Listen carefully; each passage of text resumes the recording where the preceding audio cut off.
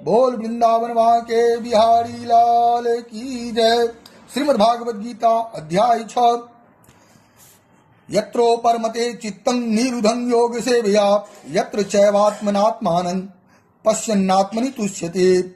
योग के अभ्यास से निरुद्ध चित्त जिस अवस्था में उपराम हो जाता है और जिस अवस्था में परमात्मा के ध्यान से शुद्ध हुई सूक्ष्म बुद्धि द्वारा परमात्मा को साक्षात करता हुआ सचिदानंद घन परमात्मा में ही संतुष्ट रहता है। सुखमात्यंतिकं च यत्तत् बुद्धि ग्राह्य मतीन्द्रियम वेति यत्र न चैवायं स्थित अश्चलति तत्वतः।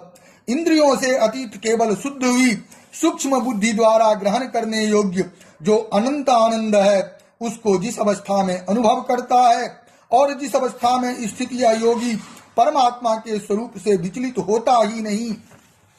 यं लब्ध्वा चापरं लाभं मन्यते नाधिकं ततः यस्मिन् स्थितो न दुखेन गुरुनापि विचाल्यते।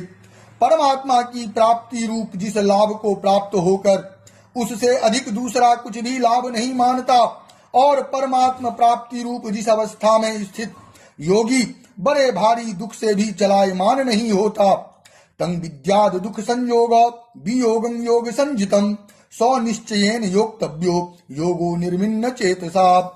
जो दुख रूप संसार के संयोग से रहित है तथा जिसका नाम योग है उसको जानना चाहिए।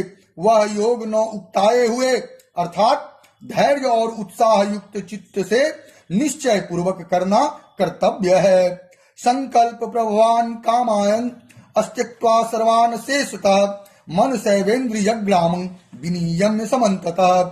संकल्प से उत्पन्न होने वाली संपूर्ण कामनाओं को निशेष रूप से त्याग कर और मन के द्वारा इंद्रियों के समुदाय को सभी ओर से भली भांति रोक कर शनै शनै रूप मेद बुद्ध्या धृति गृहीतया आत्म संस्थं मनः कृत्वा न किंचिद्यपि चिंतयेत्।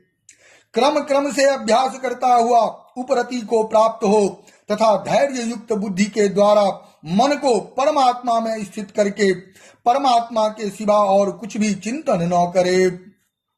यतो यतो निश्चरति मनश्चलमस्थिरं ततस्तो नियमेत् तदा आत्मन्येव वसंनयेत्। यह स्थिर न रहने वाला और चंचल मन जिस जिस शब्दादि विषय के निमित्त से संसार में विचरता है उस विषय से रोककर यानी हटाकर इसे बार बार परमात्मा में ही निरुद्ध करे।